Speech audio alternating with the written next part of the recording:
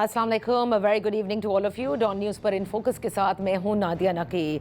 Leader of the opposition के notification के बाद ऑपोजिशन जमातें खुसूसन पाकिस्तान तहरीक इंसाफ ये समझती है कि उनकी जानिब से और खुसूसन खैबर पख्तूनख्वा के वज़ीर आला सुहेल आफरीदी जो स्ट्रीट मूवमेंट के लिए इस वक्त पाकिस्तान भर में जाकर मुतहर्रक कर रहे हैं अपने वर्कर्स और सपोर्टर्स को, और उनके जो सिंध का दौरा था उसके बाद वो ये समझती है कि इतना प्रेशर हुकूमत पर ज़रूर पड़ा है कि नोटिफिकेशन का इजरा हुआ है। जबकि दूसरी जानिब आप हुकूमत का मौक़िफ़ सुने तो वो ये कहती है कि ये बात पहले ही हम कर चुके थे कि कमिंग वीक में ये नोटिफिकेशन का इजरा कर दिया जाएगा। अलबत्ता इस नोटिफिकेशन के बाद आपने देखा कि राना सनाउल्लाह साहब की जानिब से, जो कि मुशीर हैं वज़ीर आज़म के सियासी उमूर पर, पाकिस्तान मुस्लिम लीग नून के सीनियर रहनुमा भी हैं, उनकी जानिब से ये कहा गया है कि एक मस्बत कदम हुकूमत की जानिब से उठाया गया है और तहरीक इंसाफ को भी चाहिए है कि वो मस्बत इक़दाम करे। अब इस नोटिफिकेशन के बाद क्या समझा जाए? क्या हुकूमत और अपोजिशन के दरमियान जो मज़ाकरात होने हैं वो हो जाएंगे, या माहौल में बेहतरी आई है और मज़ाकरात की राह हमवार हुई है? इस पर बात करते हैं। इन फोकस हैं कामरान मुर्तज़ा साहब, JUI से बेहद शुक्रिया फॉर जॉइनिंग अस। सेनेटर साहब, कम अज़ कम जो लीडर ऑफ द अपोजिशन के हवाले से था कि कायदे हिज़्ब इख्तिलाफ पार्लियामान में ना होना, ये पार्लियामेंट की बेतौकीरी भी होती है और फिर पार्लियामेंट उस तरह से फंक्शन नहीं करती। इस नोटिफिकेशन के बाद जिस तरह से अब तमाम लोग ये कह रहे हैं, कोई अच्छा शगुन कह रहा है, कुछ माहौल की बेहतरी कह रहा है, आप समझते हैं कि जिस तरह से असद कैसर साहब ने भी कहा कि उनकी ख्वाहिश है कि एक नए चार्टर की तरफ तमाम तर जमातें बढ़ें, सो इस नोटिफिकेशन के बाद ये होता आप देख रहे हैं? इस नोटिफिकेशन को हम इसको वेलकम करते हैं, और ये एक अच्छा साइन है जो कि गो की ताख़ीर से हुआ है, और जो ताख़ीर थी वो बग़ैर किसी सबब के थी, और जो सबब बताया जा रहा था या बताया जा रहा है अब भी, वो गलत था, वो दुरुस्त नहीं था। मगर बहरहाल देर आयत दुरुस्त आयत, अब ये हो गया। उसके बाद एक टीम तो तश्कील पा चुकी तहरीक तहफ़्फ़ुज़ पाकिस्तान की जी। मुज़ाकरात करने के लिए। PTI उसको अभी तक ऑन कर रही है, तो उसमें अब गवर्नमेंट को भी एक टीम बना देनी चाहिए ताकि वो बातचीत का कहीं पे आगाज़ हो जाए। नहीं, गवर्नमेंट तो ये और कहती है कामरान साहब कि टीम तो तश्कील ऑलरेडी हुई हुई है। स्पीकर नेशनल असेंबली ने वो पुरानी टीम को तहलील नहीं किया था। ऐसा है, ये शायद हम 2-3 चीज़ों को मिक्सअप कर देते हैं। स्पीकर नेशनल असेंबली हुकूमत नहीं है। इवन पुराने ज़मानों में स्पीकर जो है वो जब स्पीकर बन जाते थे तो वो रिज़ाइन कर देते थे अपनी पार्टी से, और वो हुकूमत नहीं है। मगर यहाँ पे हुकूमत भी है, वो टीम भी, तो ये टीम जो है वो उस सेंस में मुनासिब नहीं है। ठीक है, वो फैसिलिटेट करें आपस में नज़दीक आने के लिए, मगर टीम जो है वो हुकूमत की ही होगी। स्पीकर जो है वो कस्टोडियन ऑफ द हाउस हैं और वो इंडिपेंडेंट हैं, ये लीगली स्पीकिंग। तो वो अपना वही किरदार अदा करें, मदद करें उनको आपस में बैठने की या बिठाने की। सही। और मेरा ख्याल है कि अब ये तलखी बहुत हो गई है, अब आगे बढ़ना चाहिए दोनों तरफ से। हुकूमत अगर वो टीम समझती है कि वही है, तो वो कोई स्टेटमेंट दे दे कि हम रिवाइव करते हैं उसी टीम को, जो है उसी को ऑन करते हैं, और स्पीकर की जो है ना इनके दरमियान जो है वो इनके बैठने के लिए जो भी माहौल है वो बना लें, और इनको आपस में बिठा लें, इनका वेन्यू तय कर लें, तारीख भी वो सब कुछ फिक्स हो जाएगी दोनों के लीडर्स के साथ कंसल्टेशन के बाद। तो इस मामले में अब आगे बढ़ने की ज़रूरत है, ये मुल्क के मफाद में। अच्छा, अब जैसे आपने कहा ना कि अभी तक तहरीक इंसाफ जो है वो तहरीक तहफ़्फ़ुज़ आईन पाकिस्तान की जो टीम है उसको अभी तक तो वो सपोर्ट कर रही है, लेकिन दूसरी जानिब आप देख रहे होंगे कि तहरीक तहफ़्फ़ुज़ आईन पाकिस्तान मुतहर्रिक हो रही है 8 फरवरी को एहतजाज के हवाले से, और बारहा जो बयानात आ रहे हैं वो कह रहे हैं कि ये एहतजाज भी ज़रूर होगा। बल्कि महमूद खान अचकज़ई साहब ने तो यहाँ तक कहा है कि 8 फरवरी को जो एहतजाज होगा हम उसमें देखेंगे कि मौलाना फजलुर रहमान भी शामिल हो जाएंगे। तो ज़रा पहले इस पर रोशनी डालिएगा कि क्या आप लोगों का प्लान है इस एहतजाज में शामिल होने का? मुझे इस बात का इल्म नहीं है कि खान साहब का मौलाना साहब से रब्ता हुआ है इस हवाले से या नहीं हुआ, या मौलाना साहब की तरफ से कोई कमिटमेंट है या नहीं है। मेरे इल्म में कम अज़ कम नहीं है। اور اگر کسی کے علم میں ہوگا تو وہ بہت محدود پیمانے پہ کسی کے علم میں ہوگا، ورنہ بات تو ظاہر ہے میں پارٹی کا ایک ورکر ہوں تو میرے تک بھی پہنچ جاتی، تو میں اس پہ بات نہیں کر سکتا انلیس کہ کوئی مجھے اعتماد میں پارٹی نے لے لیا اور بتا دیا، اس پہ میں اپنی رائے نہیں دے سکتا۔ مگر میرا خیال ہے کہ دو باتیں اکٹھی نہیں ہو پائیں گی، یعنی آپ تحریک بھی چلائیں اور مذاکرات بھی کریں۔ یہاں پہ جو ہے نا وہ پھر جو ہے ماحول سخت ہو جائے گا، کیونکہ جب آپ تحریک چلا رہے ہوتے ہیں یا کوئی احتجاج کی کال ہوتی ہے یا اس میں پبلک گیدرنگ ہوتی ہے، ان سے آپ بات کر رہے ہوتے ہیں، تو وہاں بات کرتے ہوئے بعض اوقات لہجہ جو ہے وہ اچھا یا برا ہو جاتا ہے، تو اس کے نتائج جو ہے پھر مذاکرات کے لیے ٹھیک نہیں نکلتے۔ تو یہ سوچ لیں، ان کو فیصلہ ان اس تحریک کے تحفظ پاکستان نے خود کرنا ہے یا گورنمنٹ نے کرنا ہے، مگر مجھے اس کے حوالے سے اپنے کردار کا یعنی جے یو آئی کے کردار کا اب تک کوئی علم۔ اچھا، لیکن جے یو آئی کے کردار پر لوگ سوال بھی اٹھاتے ہیں، اور آپ سے اکثر ہم یہ سوال بھی کرتے ہیں کہ آپ لوگ 2024 کے الیکشن کو مولانا صاحب بھی نہیں مانتے، وہ ڈاکہ ڈالنے کا اکثر ذکر کرتے ہیں، کافی سخت بیان بھی ان کے آتے ہیں، فارم 47 کی حکومت بھی آپ لوگ اس کو کہتے ہیں، 27ویں آئینی ترمیم کے حوالے سے بھی آپ نالاں ہیں۔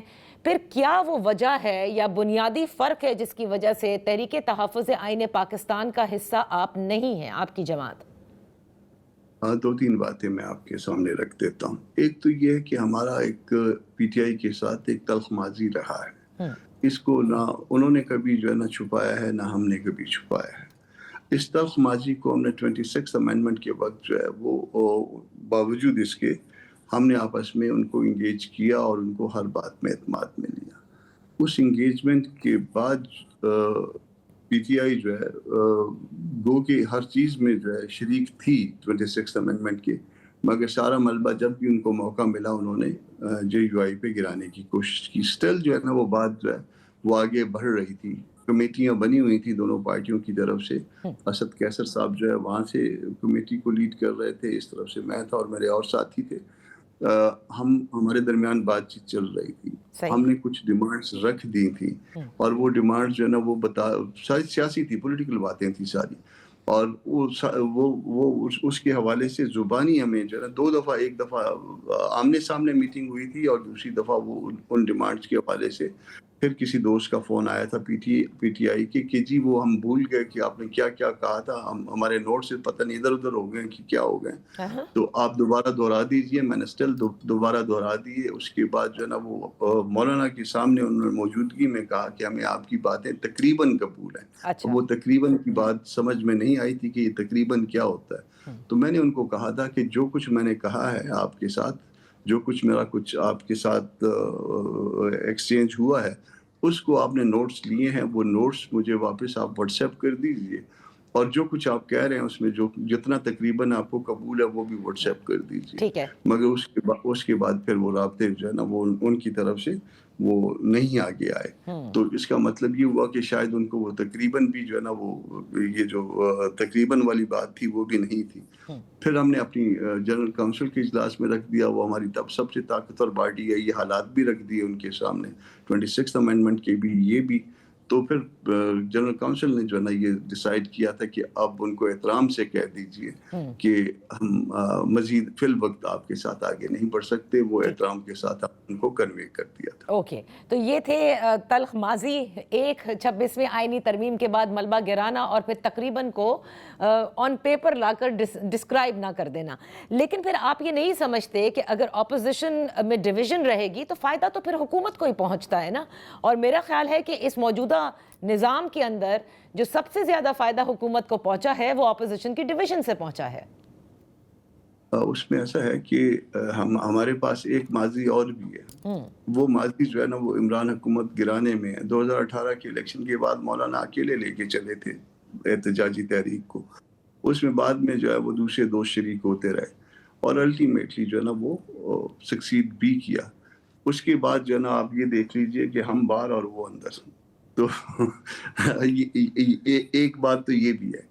دوسرا آپ یہ دیکھ لیجئے 27 امینڈمنٹ پہ، 26 امینڈمنٹ کا تو میں نے بتا دیا، 27 امینڈمنٹ میں کسی ہاؤس میں پوری اپوزیشن نے کوئی ایک ووٹ بھی خلاف دیا ماسوائے جے یو آئی کے، صرف JUI کا ووٹ جو ہے خلاف پڑا ہے، یا وہ جتنے بھی ڈسپیوٹڈ لیجسلیشن ہے اس کے خلاف جو ووٹ پڑے ہیں وہ کس کے ووٹ پڑے ہیں؟ JUI کے اس کے علاوہ کسی کا ووٹ پڑا ہے؟ صحیح. تو سر اگر آپ کہیں بند گلی سے جو ہے نا وہ 26 امینڈمنٹ میں بھی نکل جائیں، کہیں اور پہ بھی نکل جائیں، تو یہ جو ہے نا ہم اتنا تو ہم کو بھی پالیٹکس آتی ہے نا، اتنا تھوڑا بہت تو ہم بھی سمجھتے ہیں. نہیں آپ کی جماعت کو جو پالیٹکس آتی ہے وہ کافی زبردست قسم کی آتی ہے. زیرک سیاستدان ہے مولانا صاحب. یہ بتائیے گا کامران مرتضیٰ صاحب، گزشتہ روز سے آپ کا یہ بیان، یہ دعویٰ کہ نواز شریف صاحب نے قائد حزب اختلاف کے نوٹیفیکیشن میں براہ راست ان کا یہ کردار ہے جس کو محمود خان اچکزئی صاحب نہیں مانتے. انہوں نے اس کو مسترد کیا. رانا ثناء اللہ صاحب نے کہا ان کے علم میں نہیں. میں جاننا چاہتی ہوں کہ یہ آپ تک جو بات پہنچی ہے اور آپ کا جو دعویٰ ہے، پھر اس میں کیا صداقت ہے؟ ایسا ہے کہ سورس تو آپ بھی ڈسکلوز نہیں کرتی نا بعض اوقات، تو سورس تو میں بھی ڈسکلوز نہیں کرتا. بہرحال اگر محمود خان صاحب نے مسترد کر دیا تو سر آنکھوں پہ بات ختم ہو گئی. بہرحال اس بات کو اور بھی کہیں نہ کہیں پہ کسی اور نے بھی اس بات کو سپورٹ کیا ہے، اس کو سپلیمنٹ کیا گیا ہے مختلف جگہوں سے، مختلف حلقوں سے. مگر محمود خان صاحب محترم ہیں، میرے لیے محترم ہیں. اگر وہ اس کو مسترد کرتے ہیں تو ٹھیک ہے، اٹس اوکے، یہ ان کا حق تھا. انہوں نے ایک بات تو ہو گئی کہ انہوں نے مسترد کر دیا، لیکن اگر آپ اوورآل سچویشن دیکھیں جس میں نواز شریف صاحب کہیں نظر نہیں آتے، وہ سیاسی عملاً سیاسی طور پر اگر دیکھا جائے تو متحرک نظر نہیں آتے. ٹھیک ہے، وہ 27ویں ترمیم کے لیے آئے، ووٹ ڈالا، اپنا جو کردار ہے وہ ادا کر رہے ہیں، لیکن کیا آپ سمجھتے ہیں کہ ابھی بھی اس قسم کی ڈیسیشنز کے اندر ان سے رائے لی جاتی ہے اور انہی کے کہنے پہ اب تک جو نظام چل رہا ہے یا جس طرح سے چل رہا ہے وہ ان کی منشا سے چل رہا ہے؟ اینڈ ایوری تھنگ از جسے کہتے ہیں نا کہ ہر گرین سگنل ان سے لیا جاتا ہے. ہے کہ آپ کو یہ دیکھ لیجئے نا، وہ باوجود اس کے کہ وہ اکثر باہر رہتے ہیں ملک سے یا وہ ان ایکٹیو رہتے ہیں ملک میں اندر بھی ہوں، مگر اس کے باوجود بھی اگر ان کے بھائی وزیر اعظم ہیں، ان کی بیٹی چیف منسٹر ہیں، اس کے باوجود جہاں پہ بھی ایسے فیصلے ہوتے ہوں گے کہیں نہ کہیں پہ ان کا کردار یقیناً ہوتا ہے اور ہونا چاہیے بھی، کیونکہ پارٹی لیڈر ہیں. اور اگر نہیں ہے تو اس کا مطلب ہے کہ پھر پارٹی نے اپنے لیڈر کی بات تسلیم کرنے سے انکار کر دیا. میں اس مفروضے سے پھر جو نا مجھے اتفاق نہیں ہو سکتا، ایسا ہوا نہیں کرتا. تو وہ میرا خیال ہے کہ بہت زیادہ ایکٹیو کردار نہیں کر رہے، مگر جو کچھ بھی ہے ان کی کنسنٹ کے ساتھ ہے. ورنہ اگر پارٹی کی کنسنٹ کے پارٹی لیڈر کی کنسنٹ نہ ہو تو وہ برملا کہہ سکتا ہے کہ نہیں میری کنسنٹ نہیں ہے. صحیح. تو سنجے صاحب آخر میں صرف ایک چیز آپ سے جاننا چاہوں گی، جیسے آپ نے ابتدا میں کہا کہ مذاکرات اور مزاحمت ساتھ نہیں ہو سکتے اور پھر اس سے معاملات سخت ہوں گے. اگر کیونکہ دیکھیں وہ تو نظر آ رہا ہے، تحریک انصاف بھی یہی کر رہی ہے، وہ کہتے ہیں کہ مزاحمت بالکل ہوگی اور 8 فروری کو احتجاج بھی ہوگا. محمود خان اچکزئی صاحب نے بھی یہی کہا ہے، یعنی تحریک تحفظ آئین پاکستان نے. اگر یہ احتجاج ہوتا ہے تو پھر آپ معاملات کہاں تک جاتا دیکھ رہے ہیں؟ دونوں چیزیں اکٹھی چل نہیں سکتی. ہارٹ اینڈ کولڈ جو ہے نا دونوں اکٹھے نہیں ہوتے. ایک سانس میں آپ دونوں باتیں نہیں کر سکتے. یہ ایک اصول کی بات میں کر رہا ہوں کہ اصول یہ ہے. ہاں، یا تو یہ ہے کہ احتجاج اس حد تک بڑھ جائے کہ اس کے پریشر کے نیچے جو ہے نا وہ پھر ساری شرطیں بھی منوائی جائیں. تو احتجاج اس حد تک بڑھنے کا ماحول آپ کو نظر آ رہا ہے، یہ بھی بظاہر تو نظر نہیں آ رہا. باقی تو اللہ پاک جانتے ہیں کہ کل کیا ہوگا، مگر احتجاج اس لیول کے اوپر تو یہ اس میں اس نومبر کو چھوڑ کے اس سے پہلے والا نومبر جو تھا 2024 کا، اس میں بھی نہیں لے جا سکے تھے. اس میں کافی لوگوں کی اموات ہو گئی تھیں اور اس اموات کے باوجود بھی جو ہے نا وہ معاملہ اتنا نہیں اٹھا پائے تھے. تو کیا اس سے بھی زیادہ جو ہے نا معاملے کو شدت دینا چاہ رہے ہیں؟